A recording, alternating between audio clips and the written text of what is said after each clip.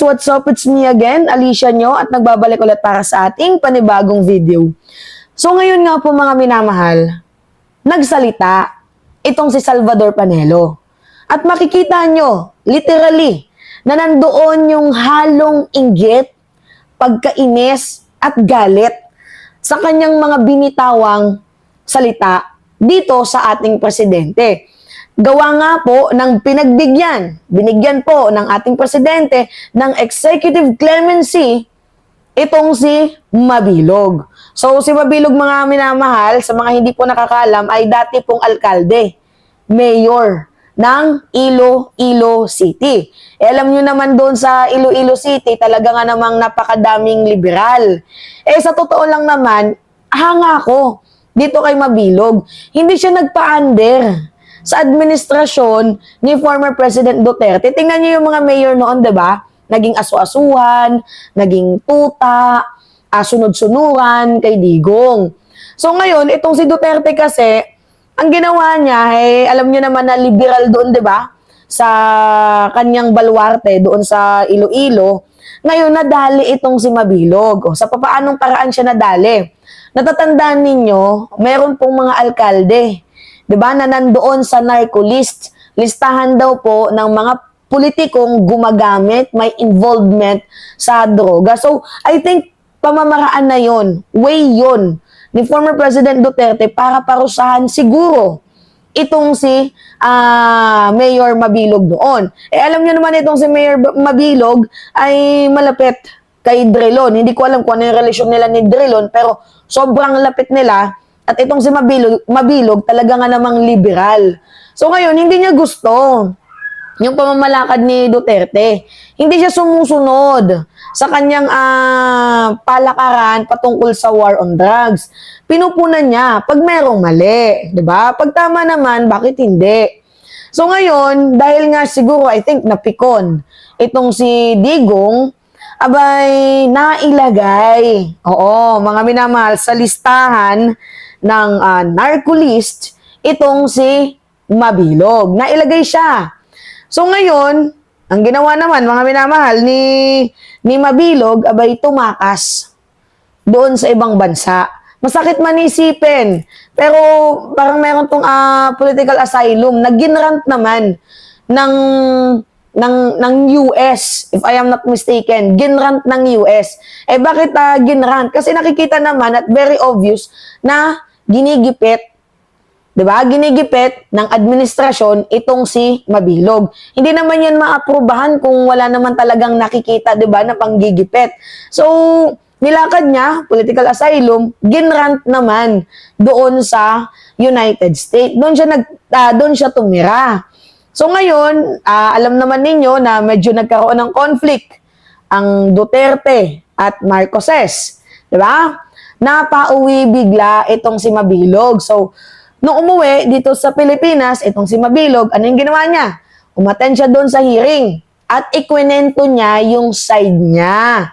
Yung panig niya, o bakit siya nahantong sa ganon, ano yung nangyari sa kanya. Di ba natatandaan ninyo, merong mga mayors na mga natigok? Di ba naalala nyo si Paruhinog, si Ampatuan, di ba, si Espinosa. Ang dami pang mayor ang mga natigok nung panahon ni Duterte. Masakit man sa kalooban ni Mabilog, lumipad siya. For safety na din, siguro, at tumagal siya doon sa US.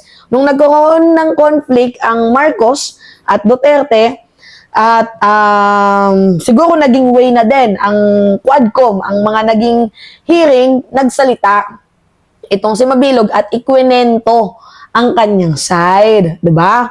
Pero sa totoo lang mga minamahal, ang binigay lang naman talaga ng ating presidente, ng ating pamahalaan kay former Mayor Mabilog ay executive clemency lang naman. Pero yung kanyang mga criminal case, kung meron man, kasi meron daw isinampa hindi po pinagbigyan. Yung executive clemency lang na makatakbo siya bilang alkalde ulit. Administrative yun Wala namang problema doon. Tinuwid lang ni PBBM ang pagkakamali at panggigipit na ginawa ni former President Duterte. Pinardon po siya, mga minamahal ng presidente. So, yung pagpardon ng ating presidente, isa po yan sa pinakamalakas na power na kayang gawin ng isang pangulo ang magbigay ng pardon sa taong nagkasala.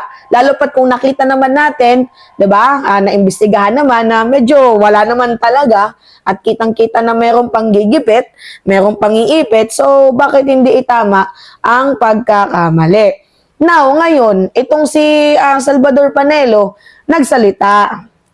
Ano yung sabi ni Salvador Panelo? Basahin natin mga minamahal ha. Ito yung sabi niya. Presidential pardon kay Mabilog, reward sa pag-atake kay Duterte. Yan yung sabi ni Panelo. Biruin nyo, hindi naman mahantong sa ganyang sitwasyon si Mabilog kung hindi dahil sa inyo. Trip nyo eh. Diba? Trip nila mga minamahal. Imagine kahit hindi naman adik, inaakusahan yung adik. Nakakaloka. So now, ang ginawa, mga minamahal, ni Panelo, nagsalita, naghayag ng kanyang bitterness. Which is yung presidential pardon daw kay Mabilog, reward daw yun sa pag-atake kay Duterte. So sa madaling sabi, oy, good job ka sa paninira mo kay Duterte sa hearing. Literal na yurak natin ang kanyang katauhan. So dahil dyan, bibigyan kita ng executive clemency. Bibigyan kita ng pardon. Makakatakbo ka na. So ang tinutukoy ni Panelo, reward daw po kay Mabilog ang ginawa niyang pag-atake kay former President Rodrigo Roa Duterte. Abay, kung hindi ba naman kakupalan kung nag-iisip itong si Salvador Panelo. Imagine nyo hindi naman po yung totoo, mga minamahal, na reward yun ni PBBM. Itinama lang po ng presidente ang ginawang kamalian ng dating Pangulo. Diba? Imagine kung hindi lumipad ng bansa itong si Mabilog, siguro ganun na din yun. Pustahan tayo, ganun na din yun. Diba, ang dami ba namang mga alkalde ang nasa narco-list na inilagay, pero most of them, ganon. Gaano ba kadami yung natigibumbum na mga alkalde, mga vice-alkalde? Diba, umabot sa 20? Sobra 20. Diba, nakakaloka. Yung mga taong mostly doon, pinagplanuhan. Diba? Kasi yung iba nga, makikita ninyo sa kotse, tinegi. Ang iba naman, sinugo doon sa bahay. So, pinlano. So, buti nga, nakalis itong si Mabilog. Kung hindi, ganun din yun. Ano ba naman kasi, hindi nakinig si Mabilog sa gusto, 'di ba, ni Digong. Hindi siya nagpatuta, hindi siya nagpaaso-aso. Ayaw niyang aso-asuhan siya kasi lahat tayo may sariling desisyon. Ang problema nga lang, kapag lumalaban ka, tapos hawak mo yung katotohanan, talaga nga namang mahirap, no? Ang hirap. Kasi ang nangyayari, lalo pat powerful si Duterte noon, gawa nga ng siya ay presidente, diba? Abay yun. So ngayon, itong si Panelo, nagsalita. Basahin natin Isang reward umano ang executive clemency na iginawad kay dating Iloilo City Mayor Jed Patrick Mabilog para sa pag-atake kay dating Pangulong Rodrigo Duterte ayon kay dating Chief Presidential Legal Counsel Salvador Panelo. Nek-nek mo, bulok, Panelo. Diba? Balik ko ka talaga mag-isip. Hindi ka nag-iisip ng tama. Ang ibinigay lang naman ng Presidente, executive clemency. Hindi niya naman pinagbigyan yung criminal case ni Mabilog kung meron man. Pinayagan lang ng presidente na makatakbo bilang mayor ulit, alkalde, itong si Jed Mabilog. Hindi naman pinardon pati yung kanyang criminal case. Wala. Pinayagan lang siyang tumakbo.